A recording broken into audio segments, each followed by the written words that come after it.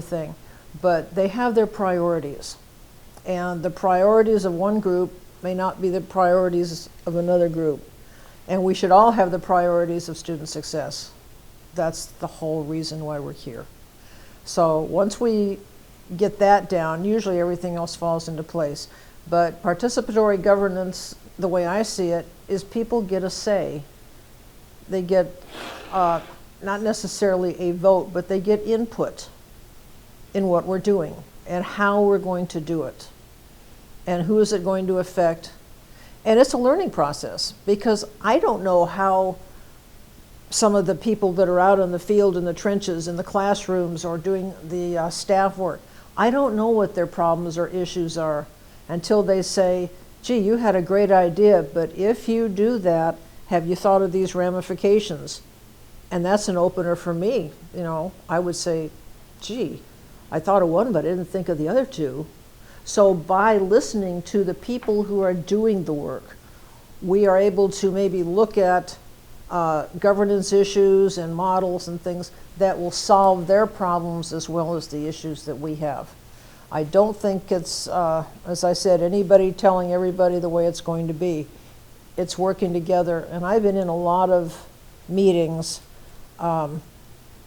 with both faculty senate meetings, and I've been in meetings with staff councils and all kinds of people. Community colleges are full of meetings. It's what we do. But you know, out of those come these gems. You might have 15 things written down, but you can look at 3 and say, I had never thought of that. I think it's a great idea. And suddenly you have enthusiasm for a new way to look at things. If we don't listen to people doing the work, how are we going to help them do it better?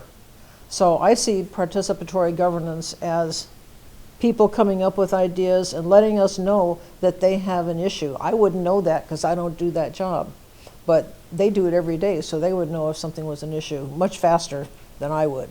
So that's where I think the value comes, is saying how can we solve issues creatively so it works for everybody and we have a better product in the long run. Please give examples of your experience in fiscal management, FTES generation, and enrollment management. Well, it's what we live and breathe on. As far as fiscal management goes, I have an MBA and I passed the CPA exam, but I never practiced, so I never got the shingle. And the reason was I wanted to teach. I taught accounting, and I said, this is where I belong. I don't belong in that office adding columns of numbers. I belong out here encouraging new CPAs, which I did. And I've taught at Cal Poly, I've taught at the University of Texas, and I'll never forget when I was a doctoral student at Texas, and on the second semester I needed a part-time job because I was out of money, and it's, you know, it's tough when you're on a sabbatical and it only pays half pay. So I went to them and I said, you know, I'd like to teach accounting for you. And he said, you know, I can give you 2 classes for Introduction to Accounting, Beginning Accounting. Same thing I taught in the community college, same book, in fact. And he said, now your job is to weed out the students who aren't going to be A students. And I just turned around and looked at him. I said, my job is to teach the students so they can become an A student. And he looked at me and he says, well, you can only give 2 or 3 A's or whatever it is. I said, will I be the instructor of record? He says, absolutely. I said, then I'll give all the A's I want. If they earn it, I will give it. I do not believe in saying we can't give, in accounts of 30, you can only give 3 A's. That's ridiculous. If people earn it, they get it. And I love teaching, and he just kind of looked at me. But one of my students in one of those classes was in a sorority there, and at the end of the semester, she said, I would like to invite you to a dinner with me. I said, really? She says, my sorority house has a dinner every spring and says, invite your favorite professor to come to dinner. So here I was, only part-time. She'd only had me for 1 semester, and she invited me to her sorority favorite professor dinner. And I thought, you know, take that, you know. And she got great grades, and it was a wonderful experience to be teaching at the university level as well as what I've done in community college. But that was somewhat changing. Now, tell me the rest of your question. I lost it in the story. No worries. Experience in fiscal management, Okay. FTES generation, and enrollment management. Okay. So I have worked with other fiscal officers, and most of the ones I have worked with are great. They do a good job, and we always work together before any reports go public, so I know exactly what they're talking about. I did have one gentleman who came out of a different kind of background, and this happened at Pima, and he was there at the time, and he brings in a report, and he has a list of some numbers adding down in a matrix sort of, and across, and the downs didn't equal the acrosses. And I said, wait a minute, you got 4 numbers in this line, and they don't equal. He goes, oh, are they supposed to? Yeah. I said, okay, we're going to have another meeting next Wednesday, another cabinet meeting. I said, you come into me the night before with your numbers, because we're not going to give these to the cabinet if they don't add up. And so, it's a little hard for some of them to work for someone who has a major in accounting and taught it and everything, because I have no tolerance for that kind of stuff. But I taught him how to do it, and you know what? His numbers always added up again, and he found out why I was telling him they had to. So I don't have too much trouble with fiscal or understanding it, and I have mentored other chief financial officers who were having a little trouble along the way, or things like that. As far as FTES goes, we talked about making the college a welcoming place and all of that. One of the things I did at my very first administrative job, which was a little tiny college, Rainy River Community College on the Canadian border of Minnesota. And they had about, when I got there, I think they had about 720 students or something like that, total. Little college, 55 employees total. But we had to earn our FTES, and it was a very small budget. And the president there said, we've got to get better FTES. So I said, okay, what are the ground things? And he said, well, do you know about coming in once they reach junior year, they can take college classes and get dual credit. He said, we have a lot of kids graduate high school and college on the same day. We graduate in the morning, and the high school graduates in the evening, and they get an AA and an HSG at the same time, because they're sharp enough. They take the classes at the college, and we both get FTE because we're both spending work on them. And that was a very interesting concept. And then I said, well, when do you get the most of them? And they said, well, a lot of them are athletes, and they're in sports in the afternoon, or they work or whatever, so we have to do them in the morning. Well, you were putting the advanced classes that they didn't need in the morning and teaching the gen eds in the afternoon. Okay, you got to put your vision the other way. So it was a small college, I got all the faculty members, discipline by discipline, in this room about this size, and we put up like yellow paper all over the wall and stuff, and we started looking at what was their discipline, what was their schedule, how can we build that schedule, which is the key piece to FTES building, make it easy. How can we build the schedule so the high school kids who are right next door to our campus, so they can walk over here easily, take a class, and walk right back for what they have to take there. And we spent the entire year after I got there doing that, and the next year the enrollment went up again by 15%, which wasn't a lot of numbers, but we went from 750 up to 800, I think, because kids could take things when they needed them. And it was a really interesting thing to do, because I'm looking at things like college algebra, and they said, you can't have that at that hour, because that's when the accounting students who have to have algebra have to take this or that. And when you only offer a class one time in the whole semester, or sometimes in the whole year, juggling that was real interesting. But luckily the faculty said, we got to do this. We got to buy into this. And they did. And only one of them didn't. And that's just another whole story for another day. But they bought into it, and that enrollment went up. And so our funding went up, and what we could do went up, and the creativity went up, because It was made to be easy for the student.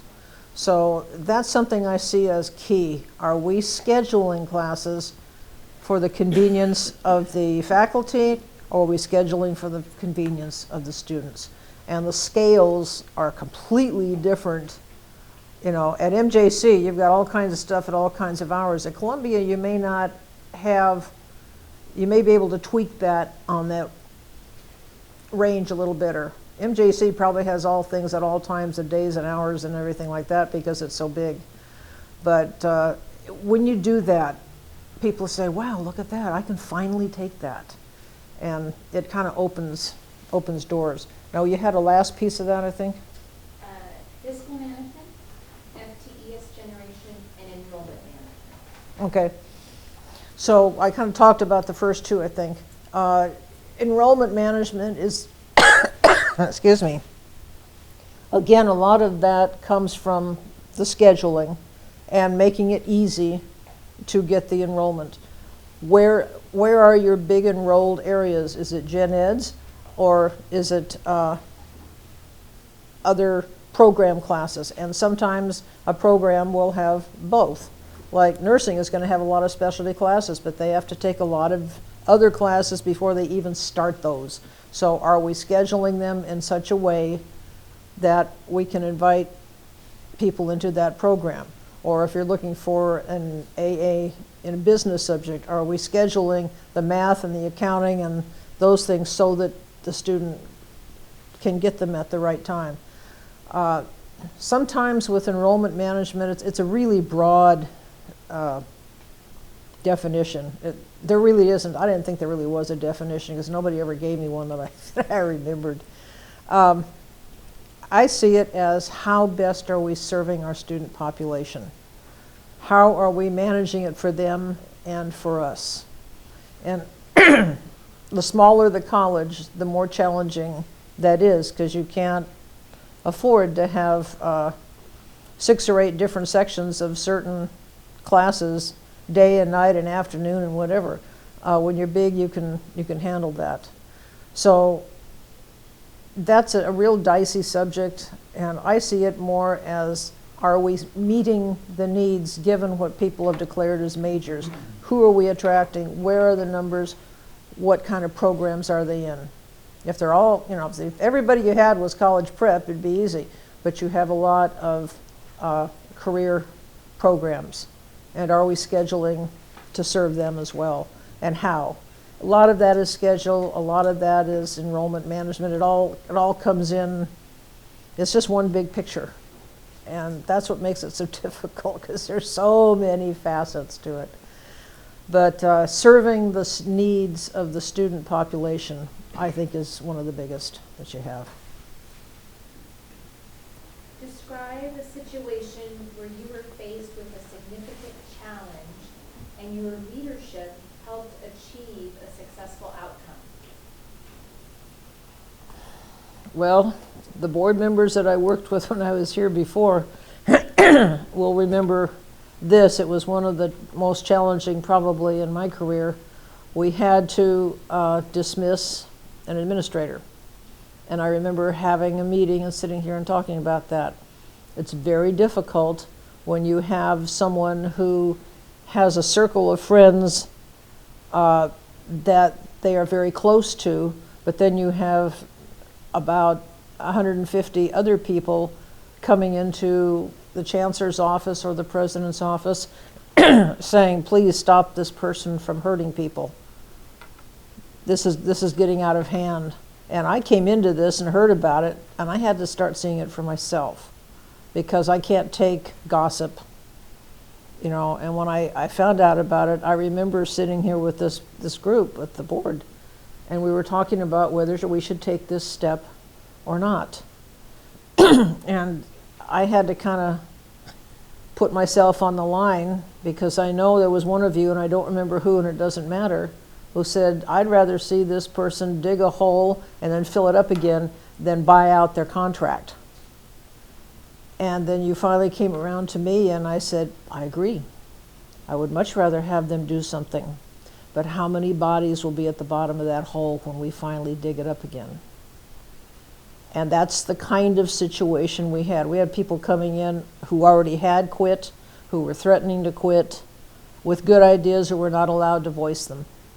And that was probably the most challenging, I think, that I ever had to face, but we did it. And I brought in an interim whom I had worked with before. And he was not a spitfire. He was not going to move mountains, shall we say, or anything like that. But the person was very well educated, learned things for the sake of learning, because he had like 3 college degrees, all in slightly different majors, including a PhD in political science. And he was a peacemaker. He could converse with any faculty member in any discipline and talk their language. And at that time, I felt the college needed a peacemaker who was honest and ethical. And like I said, he didn't light anything on fire, but he did not cause any fires either. And he kept people at peace. And I am still very good friends with that man to this day. He just recently wrote an article for the Polish newspaper where his son and family live, and his granddaughters translated it into Polish for him, and they published it. You know, that's really cool. And it was about economics, I think, in Poland or something like that. I don't remember, but I thought, wow, your high school graduated grandchildren translated your theory paper. That's pretty cool. But we're still in close touch, and I still think he's one of the best peacemakers in a college that I've ever been around, and he did that. That's probably the toughest one I think I've ever faced. But second to that was we had a very good chancellor at Pima College when I first started working there, Bob Jensen. Long history in California, wonderful guy, demanding, very demanding. But he would also back you. If he said, I'll back you, he would back you with everything. He left, he retired, and they hired a new person. And the board had said they would do a site visit, but they did not. And I had been to his site for an exchange visit kind of thing a year earlier. And we had some serious issues on the campus of people feeling terrified. Because within a year and a half of this guy hiring, 60% of the administrators that were there before were gone. You talk about giving people pause. 60% of them were gone. Some retired because they couldn't take it. Some left to go elsewhere. Others he fired. But 60%, when you have a big district like that with 85,000 students, that's a lot of people. And that doesn't count the staff that said, I'm not going to work for this person. So that's why I think when I wrote my letter, I have seen people terrorized by the idea of a new leader, because you just don't know what they're going to be like. And that's part of my job, is keeping peace so people don't create that story and, you know, circulate it like it's going to happen, because that's not who I am. You shared your written candidate materials as well as answered the questions we presented today. Dr. Retterer, is there anything else that you'd like us to know about you? Well, I've probably, and you guys know me, half the board knows me really well, because I was here for 5.5 months or 5 months with MJC in 2012, which was a really great experience. And I had told Dr. Smith before I left, I said, if you ever need an interim again, I said, I'm not looking for one, I'm not going out looking, but I would come out of retirement just for you. And there's one other chancellor who is also retiring now, and that would be Sandra Serrano at Kern, that I would have come out of retirement to help. And she calls me in, and I said, oh, you need an interim? She goes, no, it's for me. What? So that was a very pleasant surprise that she had enough faith to call me. But I told her I would never turn her down, and I had great respect for the college and the board when I was here. Enjoyed working with all of you. Excuse me. And I think I would do well for you, because I am a peacemaker and also a motivator. And I really like to tell people that they're doing a good job and keep them where they want to be here and want to do a good job. And I think that's important because I worked for people who don't know how to do that. And it was very, almost depressing when you didn't know if anybody liked what you were doing, or if you were, because nobody would ever tell you good things. They would only tell you bad things.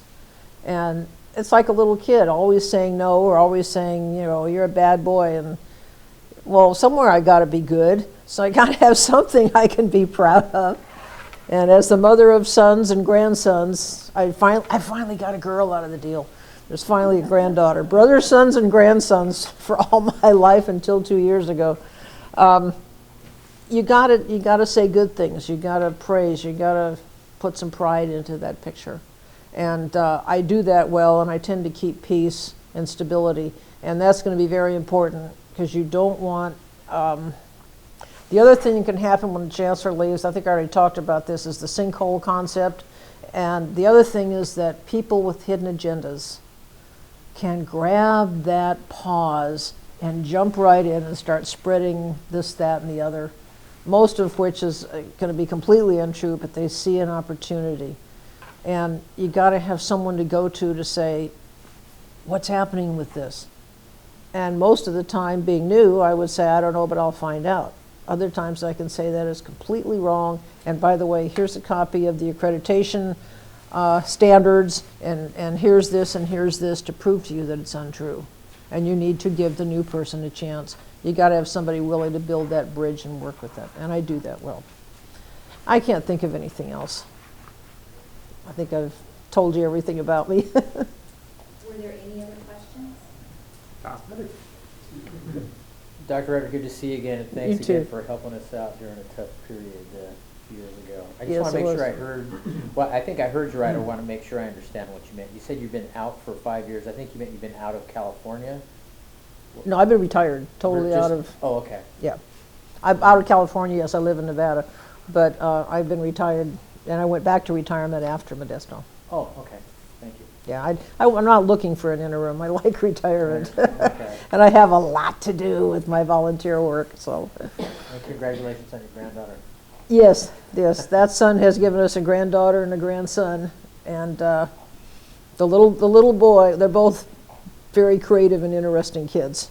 But he is about 2 years old, 2.5, and he's already throwing his other grandpa, baseballs, and his grandpa's a retired high school athletic coach. And he says, that kid can throw all across the room right into my hand.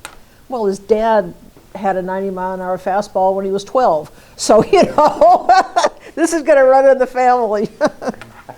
But yes, it's very exciting. So thank you for that. Right. Very legal issues, Okay. things we always want to avoid, but